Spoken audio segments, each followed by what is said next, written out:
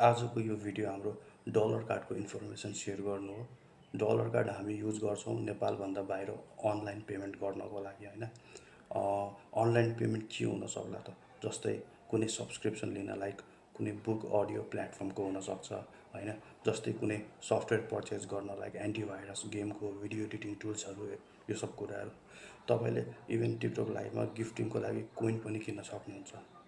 योभन्दा अगाडि पनि एउटा डलर कार्डको भिडियो बनाएको थिएँ, तर आई वाज नट सेटिस्फाइड। मलाई अझ क्ल्यारिटी राखेर भिडियो बनाउनु थियो, सो यो बनाउँदैछु अहिले। इस्यु के हुनसक्छ भन्दा हाम्रो यो डलर कार्डलाई भन्दाखेरि हामी धेरै जसोलाई आइडिया हुँदैन कि डलर कार्ड पाउने कसरी भनेर हैन, डलर कार्डको प्रक्रिया के हुनसक्ला भनेर, अनि कसले डलर कार्ड पाउन सक्छ भनेर। अब के छ, तपाईँसँग यदि नागरिकता अनि राष्ट्रिय परिचय पत्र छ भने बुझ्नु तपाईँ एलिजिबल हुनुहुन्छ डलर कार्ड पाउनको लागि। डलर कार्ड एप्लाई गर्नको लागि तपाईँको एकाउन्ट एक्टिभ हुनुपर्छ।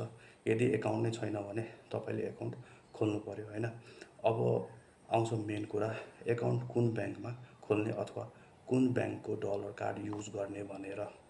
म आफ्नो स्टोरी भन्छु तपाईँहरूलाई। मैले पहिला एभरेस्ट ब्याङ्कको डलर कार्ड युज गरेको थिएँ।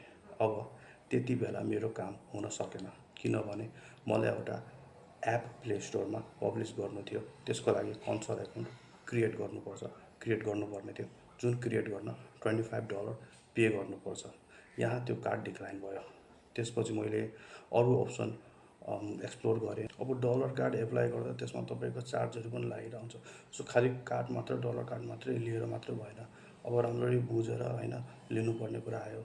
एटलिस्ट त्यति बेला मेरो जुन रिक्वायरमेन्ट थियो कि मलाई एउटा कन्सल एकाउन्ट क्रिएट गर्नु छ, एटलिस्ट यो कुरालाई पनि ध्यानमा राखेर यो जुन हुनसक्छ, जुन कार्डले सक्सेसफुल हुनसक्छ, त्यो कार्ड मैले लिनु पऱ्यो, त्यो ब्याङ्कमा मैले एप्लाई गर्नु पऱ्यो हैन।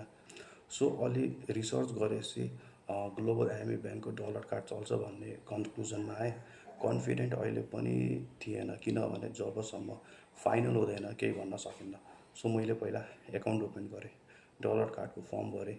यो ब्याङ्कमा चाहिँ एउटा कुरा सजिलो रहेछ, डलर कार्डमा हामी आफैले डलर लोड गर्न सक्छौँ। तपाईँले यदि मोबाइल ब्याङ्किङ सर्भिस लिनुभएको छ भने सो लिनु होला।